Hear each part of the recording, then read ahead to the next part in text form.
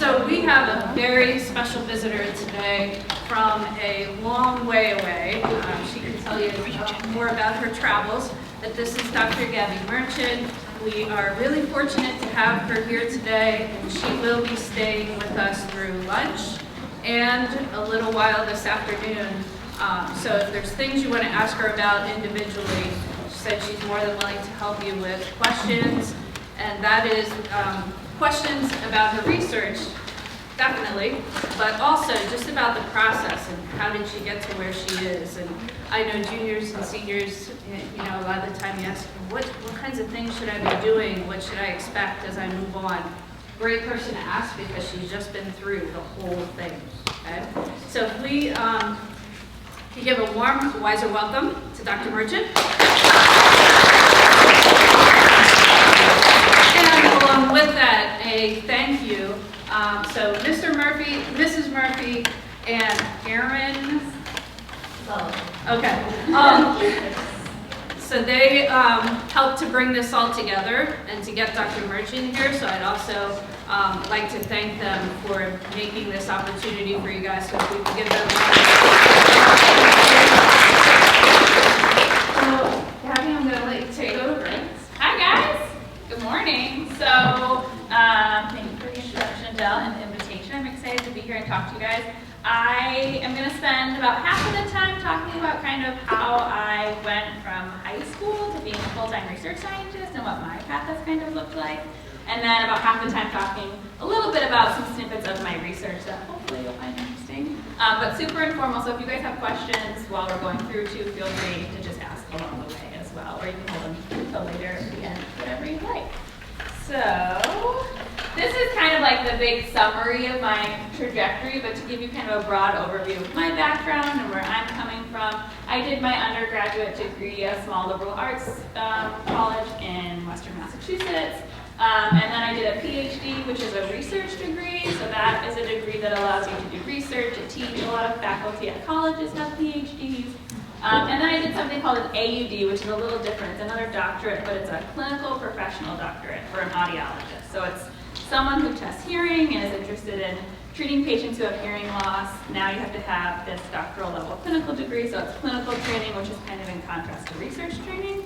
So I consider myself something called a clinician scientist, where I'm both kind of trained in the clinic and seeing patients who have hearing loss, but then I also do research that's related to hearing loss as well, and try to kind of combine those two things. So my research is really influenced by what I think about in clinic. Currently, my position is full-time research, so I spend all of my day doing research, which comprises a lot of different things, but I'm not actively seeing patients in clinic. And I direct what's called the Translational Auditory Physiology and Perception Laboratory, which we abbreviate as TAP at work because no one wants to say that big mouthful. But basically it means that I do what's called translational research, which is research that kind of is trying to get really close to changing clinical practice. On auditory physiology, so hearing, physiology, kind of how the ear functions, and perception is kind of how we perceive sound, how we understand sounds around us. And I'm at Boystown National Research Hospital, which is a research hospital in Nebraska. A research hospital setting is kind of a unique setting for someone with kind of a strong academic training like I have. I kind of always imagined that I'd be at a university and I'd be a professor and I'd be teaching classes and maybe seeing patients. And so it wasn't exactly where I saw myself ending up, but it's a really unique and cool environment. So I kind of wanted to show you guys this video to give you an introduction to what a research hospital looks like and what the setting I work in kind of looks like. If it wants to play, we tested it earlier and it did.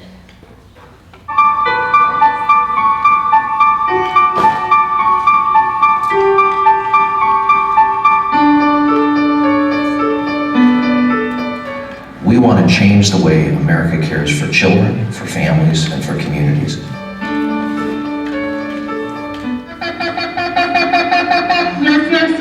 When she first heard her first sound, we were so happy we didn't even cry, if that makes sense. But our ultimate goal is to get her to spoken language.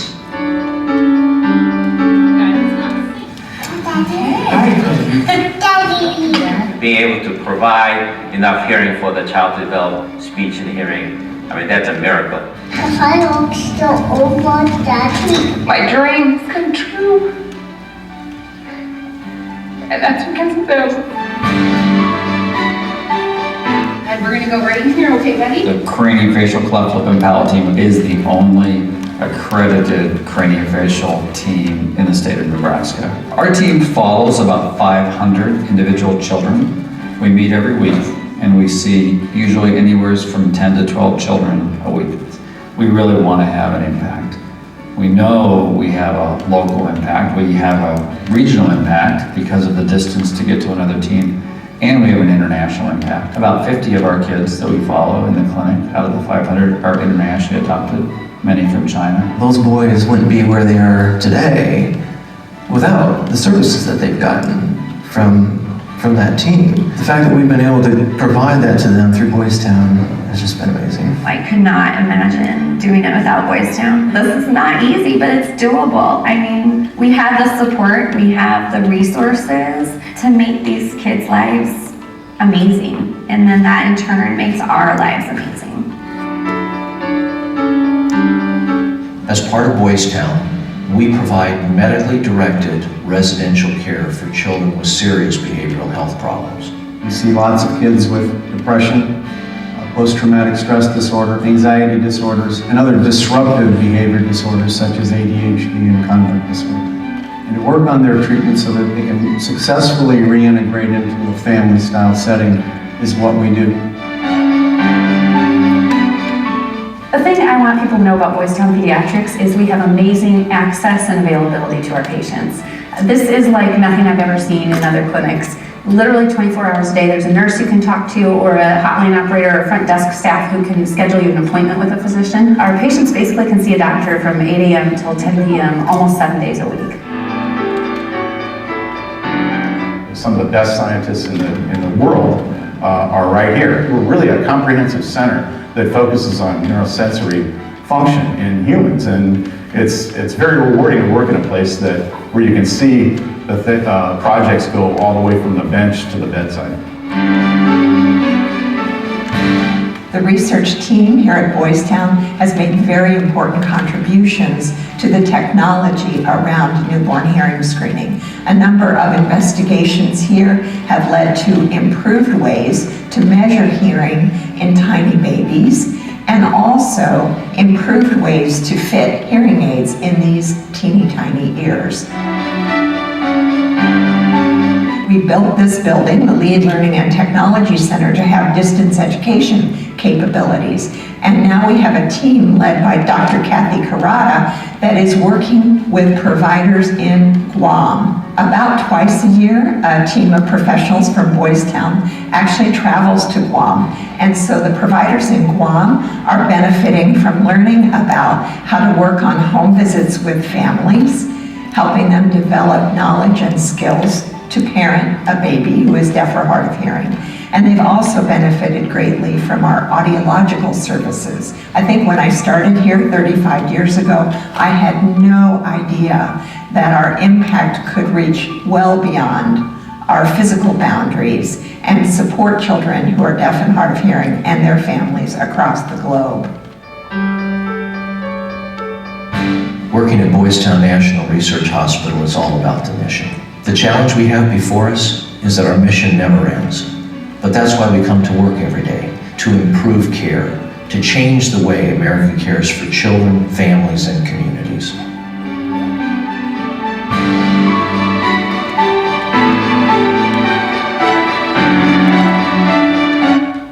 right, sorry, the audio got unsynced, but so that's where I work. That's where I go to work every day. It's a combination of a research program, we have clinical programs, as you saw, so it's a lot of doctors and scientists and staff members all working together to kind of help these children and families with a big focus on hearing loss, which is why I ended up there.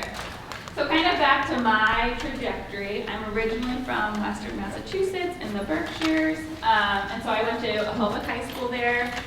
It was nothing like what you guys have here, so I'm already pretty wowed. But I did like school. I've always kind of enjoyed school. And so things that I did kind of during high school to try to prepare me for college and things like that were that I tried to take advantage of what opportunities we had at at my high school, so I took AP classes when they were available. We didn't have a ton, but I took like AP Bio, AP Calculus, AP Environmental Science, and AP Chem, I think were the big ones. And other things that I did were that I was very concerned about going to college but not being able to pay for college, because it's, as you guys probably all know, very, very expensive. And so starting my sophomore year, I started applying to literally any and every scholarship I could find. Like, if there was a form to fill out to apply for something, I filled it out. Like, people joke still to this day that, like, I will fill out any form for anything all the time. But I think a lot of times you think, oh, I'm never going to get that scholarship. I don't have a good chance at it. Except, like, a lot of people think that. So no one's filling out these forms. So actually the pool for some of these is really much smaller than you might imagine. So I have absolutely no idea how many things I applied for, but it was a ridiculous number of scholarships, and sometimes I got them and sometimes I didn't, but all of that did add up over time, and some of them were available even as early as my sophomore year. And the other kind of thing that I did that's somewhat unique, I feel like, in comparison to my peers, is that I applied to a ridiculous number of undergraduate programs. So I applied to 13 colleges, which was a lot. I again, was pretty concerned about finances, so I just wanted to have options. I wanted to see where I could get in, so I applied to like tons of reach schools, if you will, some schools that I thought would be more kind of safe, everything in between. So I really didn't bias who I was applying to or where I was applying based on anything, but like, I'm interested, I'm gonna give it a shot and see what happens. And I was really surprised by the offers that kind of came back and the programs that were able to provide me with support and funding that I wouldn't have anticipated, because they were some of the most expensive programs. And I didn't realize that some of those really expensive schools also have really good endowments. And so they have funding to help students who deserve and want to be there.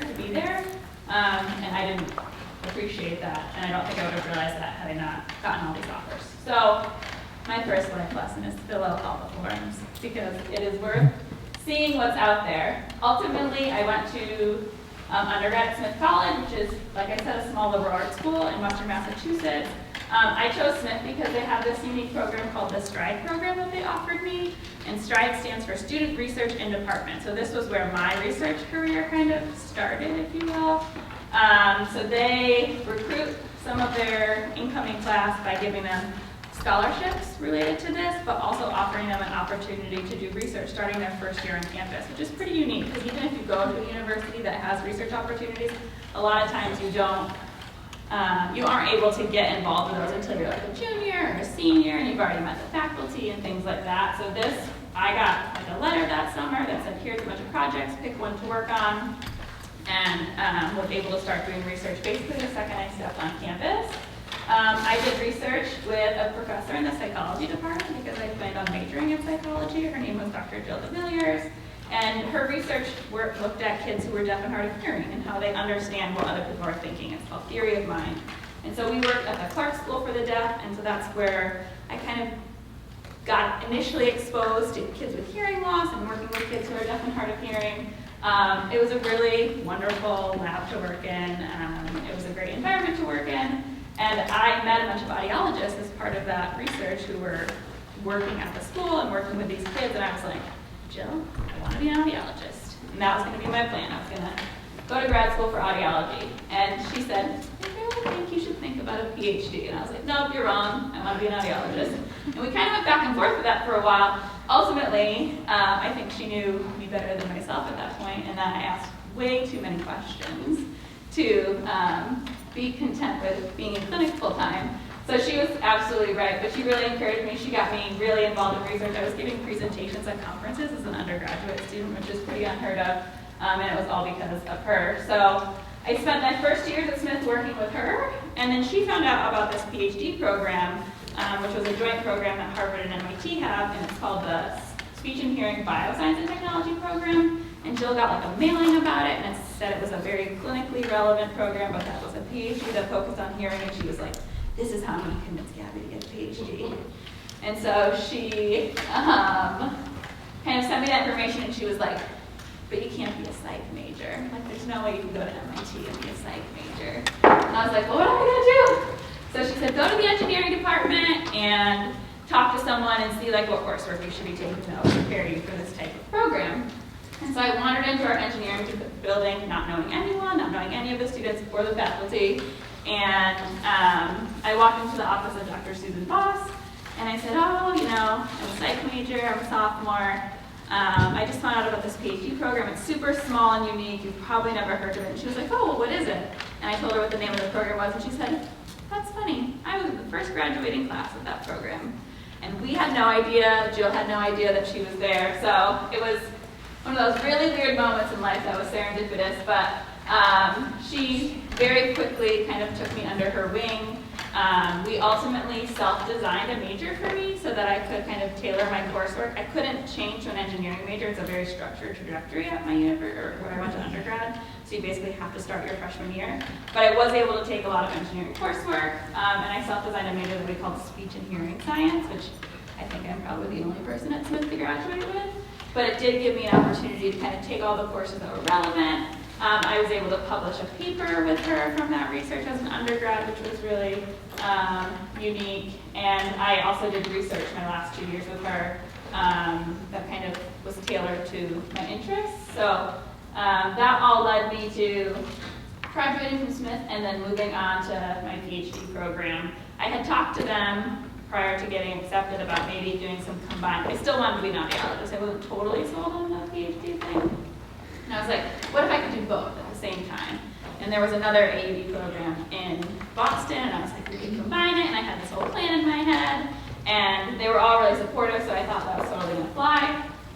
And so I left Smith and started at the PhD program that I just mentioned. These were my mentors for my PhD program, Heidi Nakajima and John Rosowski. This is me on campus, one of the few times I spent on campus, because I spent most of my time in this building here, which is the Massachusetts Eye and Ear Infirmary, so that's where my research lab was. And so even though I was going to school at these universities, I spent 90% of my time, and a bunch of our courses were actually taught in this building here. My PhD took me 5 years. It looked a lot like this, a lot of presentations, a lot of science that led to these various presentations, but I also got to travel the world. I had never been out of the country before, and I got to go to, this is me in Korea, this is me and my mentor in Korea. South Korea was my first foray out of the country, which was a really, big goal for initial. I went to Greece for a conference, so research allows you to travel, which is really nice. We have to disseminate our findings, and so I've gotten to travel a lot since then, but those are some of the bigger trips I took. These are some various papers I published, what my thesis looked like when I turned it in. So I was there until 2014 when I graduated, and then because I didn't end up being able to combine that AUD with that PhD. It was kind of a roadblock that we came up with higher up administratively. So I decided I'm just going to finish the PhD and then I'll do an AUD after. I don't think anyone believed that I'd actually go back to grad school after 5 years of grad school. But I did. And so I went straight into my AUD program, which I did at UMass Amherst. And so this is the campus there. This was a big transition. So I've been doing research essentially full time for 5 years, and now I was thrown into a program that's really clinically focused. So I was being taught how to test hearing and work with patients. And so these were some of the things that I did kind of training as a clinician, learning how to do hearing tests, learning how to do kind of really sophisticated types of hearing tests that we usually do on babies, but my wife was a good test dummy for me. Because I had my PhD before going into this AUD program, which was kind of unusual, all my classmates had just come out of undergrad. I also had the opportunity to teach courses, so I taught undergraduate courses at UMass while I was there, which was a kind of unique experience that I wouldn't have had otherwise if I hadn't done that PhD training. I collected all of these lovely college IDs, which was fun. And I did continue with research while I was there, so these are my mentors at UMass, Rich Fryman and Karen Helfer, and so we did research that was kind of different than what I did for my PhD, but it gave me kind of a new little research area of interest. We published a few papers, presented some of that data at conferences, so that part looked a lot like my research trajectory in other places, and I'll talk a little bit more about my research in a few minutes. And so I spent 4 years there, so that's 4 years of undergrad, 5 years of PhD, 4 years for my AUD. So finally, last year in 2018, after 13 years, I graduated. trajectory for me, doing that clinical degree after a PhD is really unusual. I only know one other person that has done that. But it worked for me. There were a lot of perks for me actually because I had a PhD while I was at UMass, and so I was able to teach classes. I was more competitive for funding there and things like that. And I'm going to talk about funding in a minute too. So it did not follow any sort of mold that anyone had had. I had never talked to anyone who had done it in that order, but that doesn't mean that you can't do it in that order. And it actually worked out really well for me. So I don't think, whatever your path ends up looking like, this is one kind of windy example of a path, but it doesn't have to follow some typical mold to be successful because this worked really well for me. When I kind of talk about this to some of my undergrads that I teach who are thinking about going to grad school for audiology, this is a quote that I've literally been told multiple times by students, like, you went to 13 years of college, you have to be rich to be able to afford that. And the truth is that far, far from it. I have a pretty atypical family structure. So Erin is my foster mom, and Kevin and Kim are my foster aunt and uncle. I guess they're aunt and uncle, but you get the drift. So this is my foster family, and there's Kim and Kevin at my wedding. So not a typical kind of upbringing, if you will. I didn't have family that had the means to kind of pay for me to go to college, so I essentially was completely on my own when it came to that, and that's where a lot of that filling out all of those forms came into play. But I do get asked a lot, well then how did you pay for college? How did you get through all of that? And so this is really what it has looked like. I did get that Stride Scholarship from Smith, which was a pretty substantial scholarship, which helped a lot. I did get a bunch of those small scholarships that I applied for, which, $1,000 here and $1,000 there, but it added up. And some of it was for even books and things that traditional scholarships don't necessarily pay for. I did work study while I was on campus. That's usually offered for students, so I was able to work. I tried to make my work whenever possible research related, so working in research labs and things like that. But I also worked at a ski resort over the summer. I did really good things too, just to make money. I received some grant funding from various programs, and grants are money that you don't have to pay back. It's really nice. So it's like the college or the university says, we want to support your education, here you go. So I received something called a Pell Grant, which is actually a federal grant from the government while I was at Smith. And then at Harvard and MIT for my PhD, I received funding from the National Institute of Health, which is really common for PhD students. So PhDs, even though the website will say here's tuition and this is what it is, almost every PhD program is actually funded, so the students don't pay tuition. The lab they're in has a grant that pays their tuition, and they usually get a stipend. And it's not anything crazy. It's actually, if you go to somewhere like Purdue in West Lafayette, Indiana, your stipend's going to go much farther than my stipend in Boston. But it is usually typically funded, whereas programs like doctors in physical therapy, doctor in audiology, those clinical professional degrees don't always have that same type of funding. So kind of going into my PhD, I had a lot of funding as well. I did get some scholarships during my PhD that I applied for while I was there, so I continued filling out a ridiculous number of forms. And then when I got to UMass, because my AUD was not funded, because most AUDs aren't, I took positions as a research assistant, as a teaching assistant, and then I taught courses, and that allowed me some tuition reimbursements and things like that. But ultimately, I did have to take out some loan funding. Students are always disappointed when I say, and then I took out loans, and they're like, oh, I was really hoping you weren't going to say that, because they're really nervous about taking out loans, and I think that it's good to be really conscientious. I wouldn't just go to college and be like, yeah, I'm going to take out $300,000 in loans and not think twice about it and not apply and look for alternatives.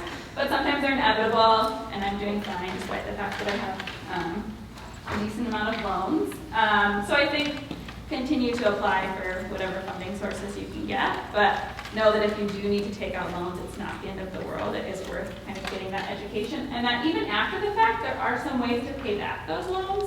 So depending on what kind of sector you work in or what kind of environment you work in at the end, sometimes you can get funding or support that either kind of forgives your loans, which means they just essentially make them go away, or pays your loans off for you.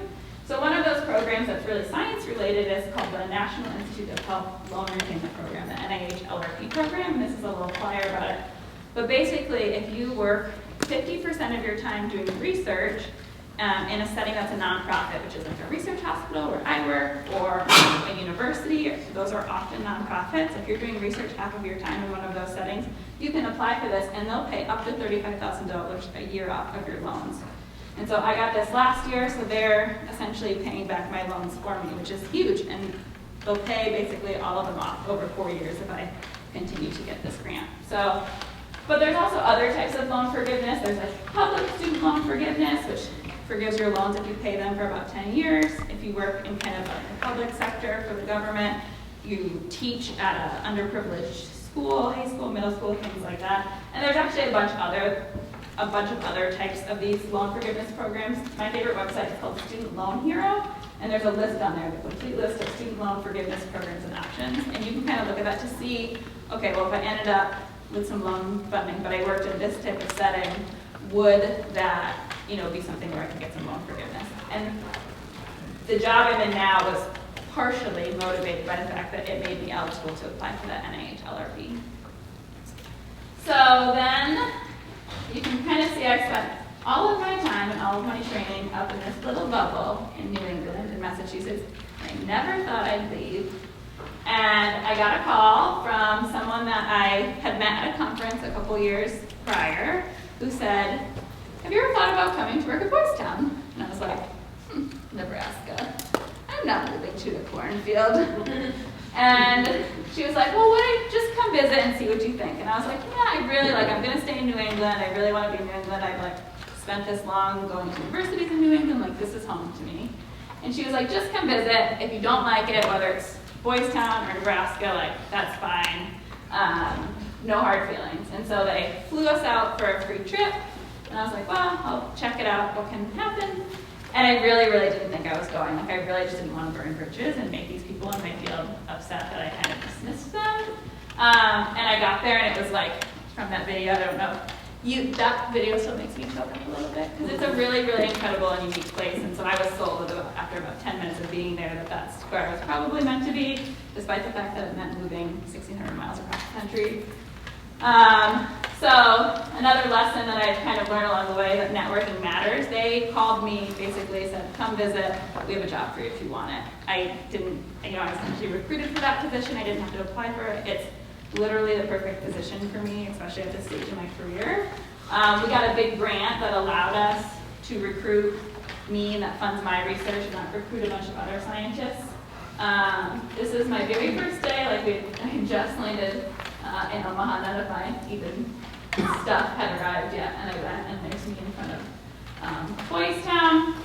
And so that was a really, really scary move for me to make, but I think it was very fruitful and beneficial. So that's my last lesson from my trajectory, at least, is to just seize every opportunity you can find, whether it's while you're in college and you get someone says, "Oh, I have this volunteer opportunity," and it sounds even remotely interesting. You don't know who you're going to meet along the way. You don't know what that kind of can unfold into. And so I encourage you to kind of take those chances, even the ones that kind of seem scary, or you have to uproot your entire life and move across the country. Sometimes that does pay off. So that's where I am now, and kind of where I've gotten to. What do I actually do at Boys Town? As I mentioned before, I consider myself a clinician scientist, so I am a clinical audiologist, which means I think about hearing and testing hearing and diagnosing hearing loss and managing hearing loss with technology. But I'm also a hearing scientist, so I think a lot about kind of the research related to hearing. My position at Boys Town kind of has been twofold. So when I first got there, I actually spent all of my time in clinic. So I was just a clinical audiologist for a full year, and that was actually part of my training. So your last year of your AUD is what's called a clinical externship or a residency, and so you have to spend a full year as a clinician to kind of finish your training, if you will. And so I did that, and during that time, I oversaw construction of my lab space there. I got to kind of design that. I wrote a grant, I wrote some papers. And then once that year was finished and my training was officially finished, I transitioned to my current role, which is directing my research lab. So I spend 100% of my time doing research. But I do plan eventually to go back to clinic part-time. I think it's important, for me at least, that I continue to be exposed to clinic, and that's where I get a lot of my ideas and where a lot of the questions I want to answer come from in terms of my research. So I'll probably go back at least one day a week at some point. This is my little lab website. So basically what my lab focuses on is understanding how hearing works normally, like when things are working well, what happens and how things function when people aren't hearing well, when the ear isn't working appropriately, and then how do we diagnose and differentiate between different causes of hearing loss. This is not very easy to see, but people often say, well, so do you just like work in your lab all day? Like, are you in there 100% of your time? And my days are super varied, so anything you see in blue here is time that I set aside to write. As a scientist, you actually spend a ridiculous amount of your time writing because our job is to publish and disseminate our findings. So I have to set aside large chunks of time throughout my week to write papers and review papers and review manuscripts and edit manuscripts that I've submitted places and all sorts of things. Anything in green are meetings, so those can be meetings with colleagues, meetings with clinical providers that I'm collaborating with. Sometimes there are Skype calls with kind of collaborators outside of Boys Town. Anything in yellow is when I'm collecting data in our operating room. So you'll see kind of what that means in a little bit, but that's kind of active data collection for me, as are the things in orange. So right now, I still like to collect data and run a lot of my subjects myself, but a lot of scientists, once they direct their own labs, kind of have to step back because we have to do so much of the writing and that side of the science that you don't get to actively test your subjects. It's usually grad students, or in my case, I have a couple staff members that run a lot of my subjects, but I still take a pretty active role in data collection because I enjoy it. And so that's what that looks like. And then I also, anything in purple is where I'm recruiting patients from our clinic. So even though I'm not a clinician actively and I'm not like billing insurance, I still spend a lot of time in our clinics talking to families and encouraging them to participate in our research studies and telling them if they're eligible or not, and things like that. This is what my lab space looks like. So this is kind of when you walk into my lab. It doesn't look like a lot of labs.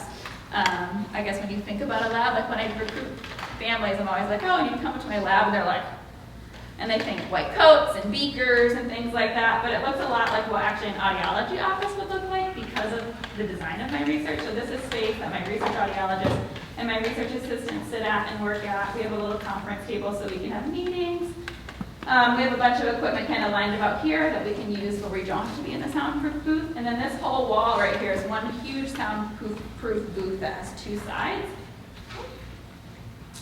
And so this is the side where the patient would sit. Most of my patients are kiddos, so I see kids who are anywhere from usually around 12 months old to around 10 years of age.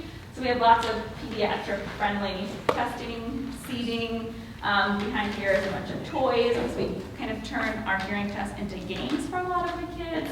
And then there's a window here to the other side, and this is what the other side looks like, and that's where either myself or my research audiologist or someone kind of controlling the equipment would sit. So this is kind of the test side of the booth, and a bunch of equipment to run all the stuff you saw on the other side.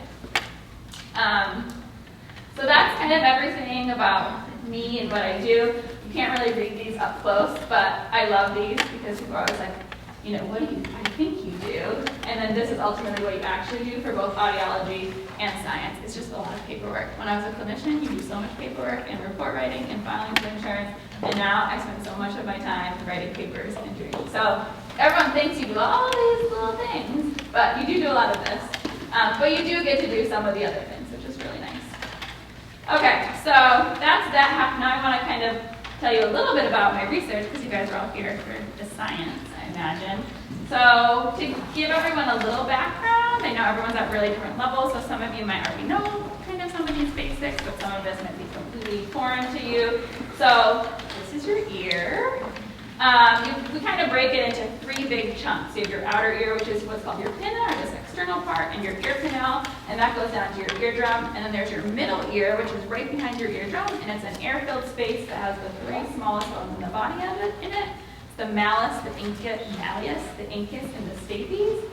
And there's actually a tube that connects to that air-filled space. That's called the eustachian tube that runs down to the back of your throat. So if you ever felt like your ears needed to pop, and you swallowed or you chewed, you're actually opening that eustachian tube, and that's kind of pushing air and oxygen up into that space and refilling it, and it makes it so that your ear doesn't feel blocked up like that. And then that last bone is connected to your inner ear, or cochlea, and so that's this kind of snail-like structure here, which has two parts. There's the part that helps you hear, which is the snail, And then these kind of little tentacles on the top are the part of the ear that helps you with your balance. So your ear plays a big role in your balance system as well. But I kind of focus on this snail-like structure part. And then there's a nerve that connects to that inner ear that goes up and sends signals to your brain. So how we hear is that sound vibrations from the air travel down your ear canal and they vibrate your eardrums. Your eardrum starts moving in and out. And then those 3 small bones are all connected like a little system. So you've got your eardrum moving and that first bone moves, which moves the second bone, which moves the third bone. So those are just wiggling around in that ear-filled cavity. And then that last bone is connected to that snail-like structure, the cochlea. And so as it vibrates, it pushes in and out on that little window there. And it sends a little fluid wave down that snail-like structure. And when that fluid kind of travels through there, there's these things called hair cells in the cochlea. They're sensory cells, and they take that kind of mechanical movement and create an electrochemical reaction. And so that little hair cell bends, and it sends some ions down into it. It depolarizes the cell, which sends a signal along the auditory nerve. And so that signal gets sent up into the nerve. So this cochlea is what's responsible for kind of transforming that mechanical vibration into an electrical signal that gets sent to your brain, and then your brain says, oh, I hear a sound. In terms of what happens when things go wrong, we kind of group hearing loss into 3 categories, either something called conductive hearing loss, sensory neural hearing loss, or a mixed hearing loss. Conductive hearing loss is when the sound can't get into that cochlea for some reason. So something's happening in the outer ear or the middle ear, so that by the time that sound reaches that inner ear where it's supposed to do that magical transduction to an electrical signal, something has gone wrong. So you can think about someone who has wax filling up their outer ear canal. So if this is filled with wax, or a kid who has an ear infection, there's a bunch of fluid in that middle ear, so that sound can't get into that inner ear as easily. Sensory neural hearing loss is damage to kind of that cochlea part, so the sensory cells or the auditory nerve, and we often break it up with whether it's in the cochlea or in the nerve, so cochlear or retrocochlear. But basically that's all happening in the inner ear and beyond. And then mixed hearing losses are when there's a combination. So we see that there's a conductive hearing loss and a sensory neural hearing loss. And that can often be due to more than one thing. So someone might have hearing loss because there's something wrong with their cochlea and then get an ear infection. And now they have a mixed hearing loss. So currently in clinic, if a patient has a hearing loss and that we need to determine how they're hearing and how their ear is functioning, we do 2 main tests. One's called an audiogram and one's called a tympanogram. This is what an audiogram looks like. And so basically we test different pitches of sound or frequencies of sound. And then we look at what's the softest volume. We can essentially play a sound at that specific pitch and you can detect it. And so this is kind of an upside down graph on what most people are used to looking at.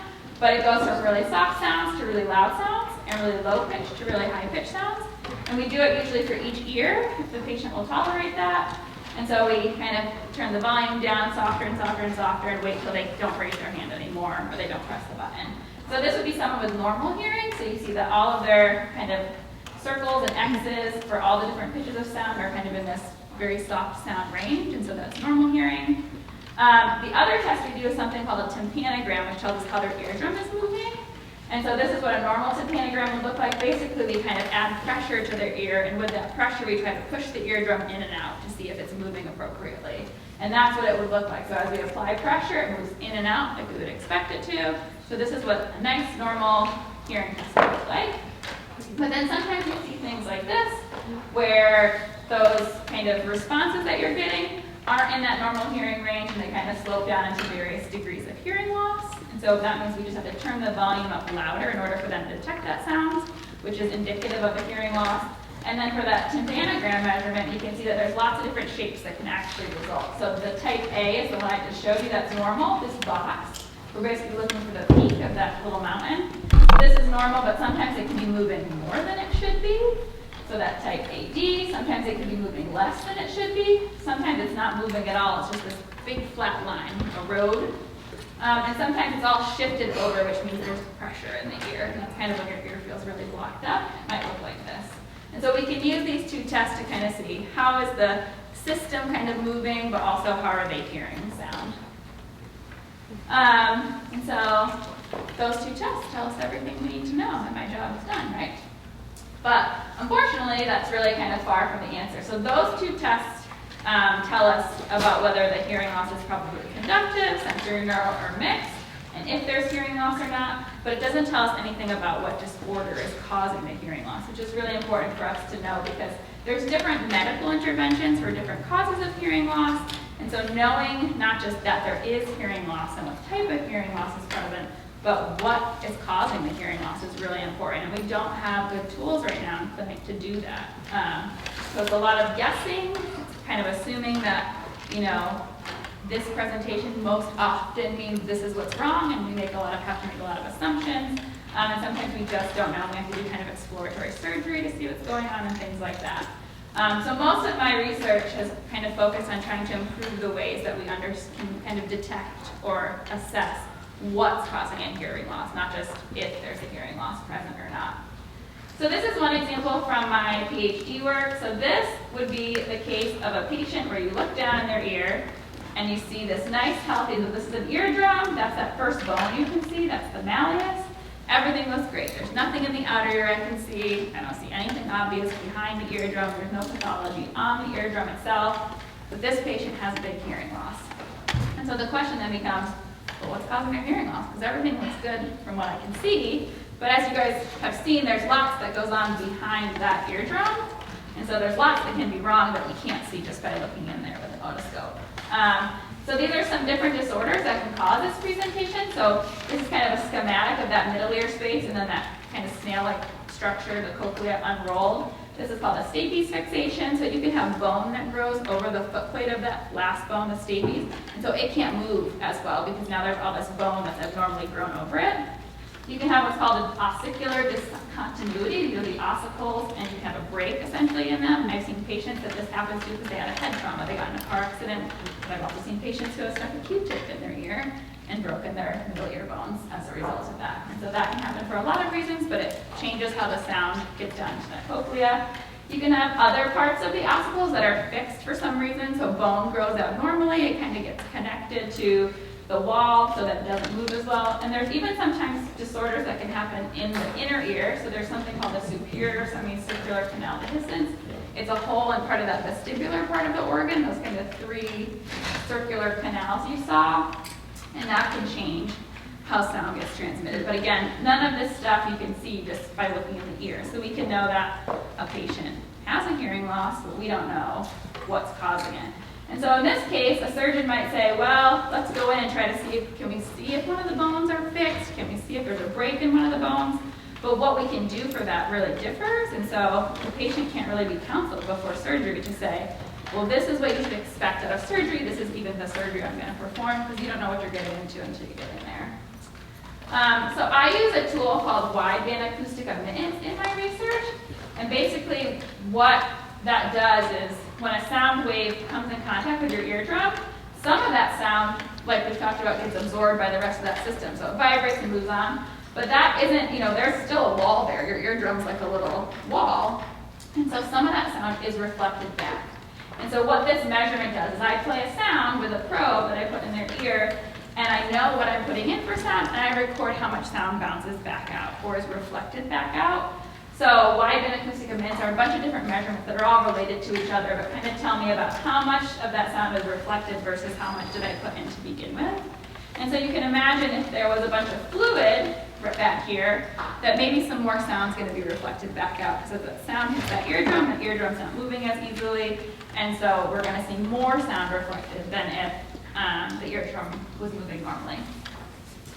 And this is what these graphs look like because you'll see a few of them, but basically, so we talked about frequency with the audiogram, so I'm also looking at frequency, so these are different pitches of sound from low to high, and I'm just looking at how much of the sound is reflected back out as a function of frequency or pitch.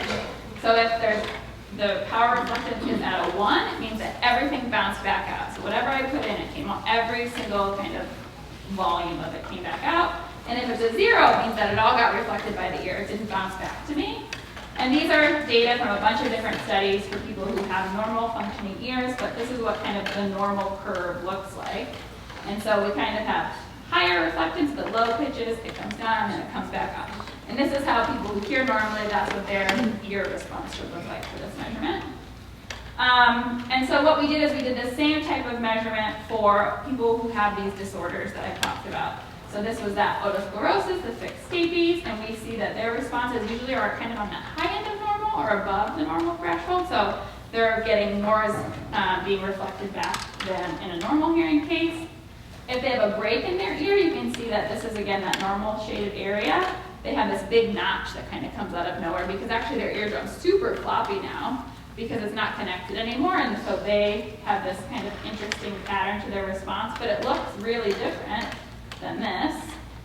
And then for that hole in the ear, the superior canal dehiscence, we see that there is again kind of a different pattern. So if we kind of look at them all together, we can separate whether they have the stapes fixation or the discontinuity or the superior canal dehiscence by looking at kind of the response of this measurement. And all it is just playing a sound in and out. There's no surgery, it's completely non-invasive, and we can get some idea of what's going on and what's causing the hearing loss, not just if there's a hearing loss. So this was all data that I collected in patients who have these pathologies, but research is fun. So we wanted to look at it in a different way too to kind of verify our results. There's a lot of variables in patients we can't control for. So I also did what's called cadaveric temporal bone preparation. So this is someone donated their ear to science, and we can simulate disorders in ears. And so instead of trying to find patients who have these disorders, I take an ear that someone donated to science and I go in and I break the bone, or I go in and I glue the stapes, or I go in and I glue the malleus. And so I'm simulating the pathologies we're interested in and making these same measurements. And essentially what we found is we see the same patterns, which is good. So everything we found in patients kind of was confirmed by doing this really well-controlled thing. But it's nice because I can go in and break the bone, and then I can put it back together and see the before and after and see that change. And so this is kind of where you go from doing measurements on patients, where there's all these variables you can't control for, to trying to find kind of an animal model, or in my case, this temporal bone model, to simulate things. So that was my PhD work. And then just quickly, I wanted to mention what I'm currently doing at Boys Town on kiddos. So my interest right now is on kids who have something called otitis media, which is essentially an ear infection. Although all ear infections don't always mean that there's infection. Sometimes you can kind of have just fluid in your ear and there's no infection present. And so we have a similar case where you have a little kiddo come into clinic and you look in their ear and you just see what looks like a healthy eardrum, but you look at that tympanogram and it's flat, so we don't see that peak. And we look at their audiogram and they have hearing loss. So what's going on here? Well, that means their eardrum's not moving as well, so I'm thinking there's fluid there. I do the same test on another kiddo that comes in, whose ear looks the same, their tympanogram looks the same, and these are real cases from kids I've seen, but they don't really have hearing loss. These thresholds are in the normal hearing range. And so my question kind of from clinic is, why does that first kiddo have a big hearing loss, and this kiddo doesn't have any hearing loss, even though kind of everything else appears to be the same? And then sometimes we get kiddos who come into clinic who have that same presentation, and I can do that eardrum measurement because they just have to sit there and let the sound play in their ear, and it's flat, so I think there's fluid there. But I can't test their hearing because I don't know about you guys, but most 1-year-olds do not just kind of sit nicely in the booth for you and say, yes, I hear that very soft sound. And so the way we test hearing in kids is really challenging in age ranges where they won't either sit really quiet and still for some of the measurements that we can do that they don't have to respond for, but they're not old enough to kind of reliably tell us when they're hearing soft sounds. So I can't test their hearing at all. I have no idea how this child's hearing.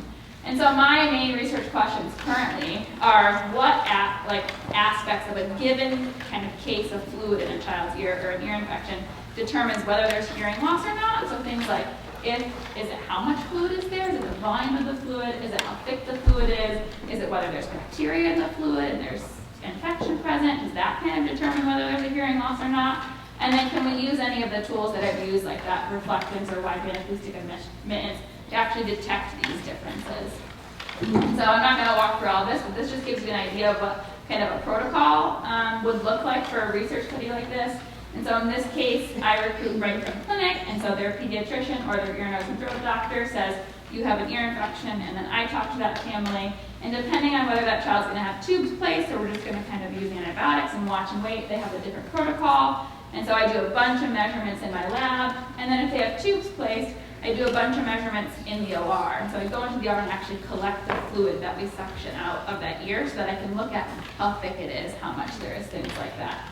So there's some fluid I collected from the ear. I have a cool little device that will tell me the viscosity of that fluid. So it uses a microfluidic channel and it pushes that viscosity through. It also tells me the volume of that fluid.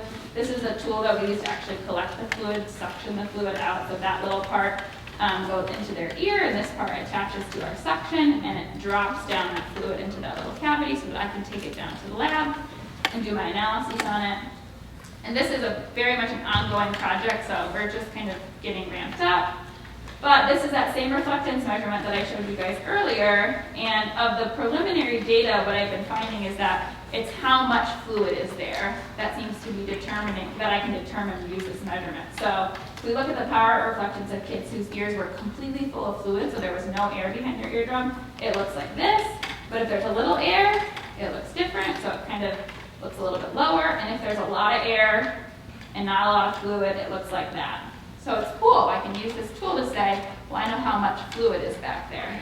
But then the question is, does knowing how much fluid matter? And so this is where some of the rest of the research comes into play. And some of these graphs I'm not going to talk about because it would take too long to explain it. But you guys have seen these are those companograms. So this is a kiddo whose right and left ear both looked flat on that eardrum measurement. So they looked the same. But if you look at the reflectance, they look really different. So this ear was completely full of fluid, and this ear was only partially full of fluid. And then if we look at their hearing test, his left ear, which is the one that was completely full of fluid, has hearing loss, but his right ear doesn't.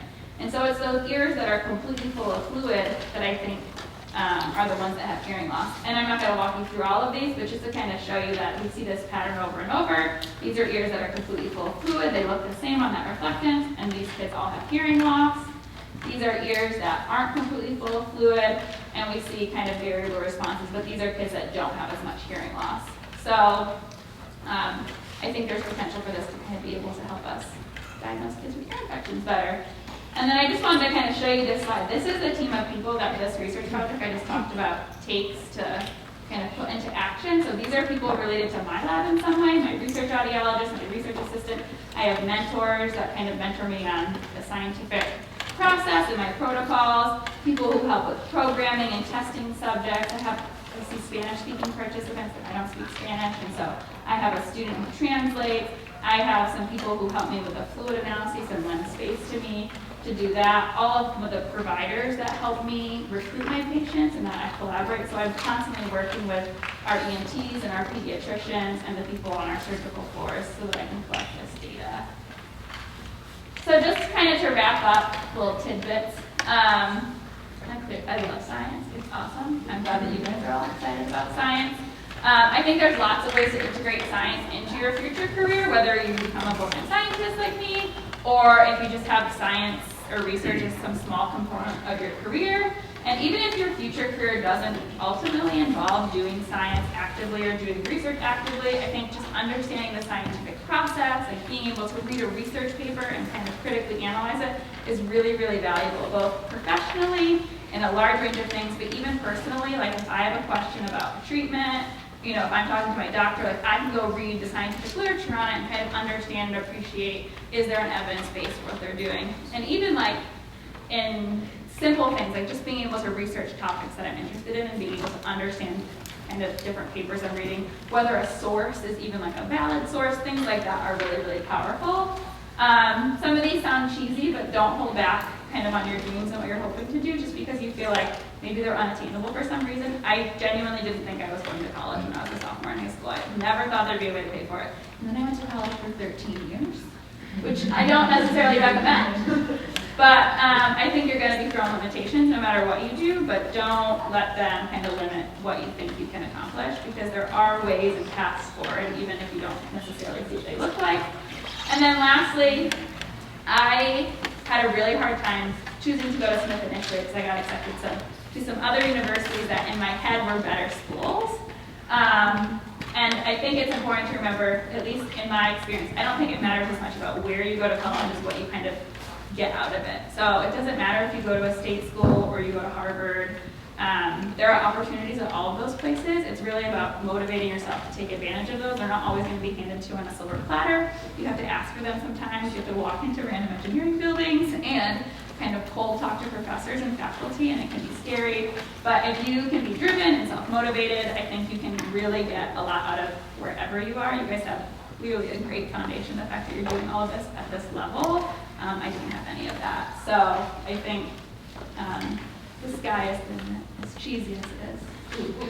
So that's all for you. Thanks so much to Adele for letting me come talk with you guys. And Kevin Murphy, like they mentioned, who is family, but also runs the Berks County Community Foundation, which supported me flying out here to see you guys. And then the National Institute of Health funds all my research, so I always have to shout out to them.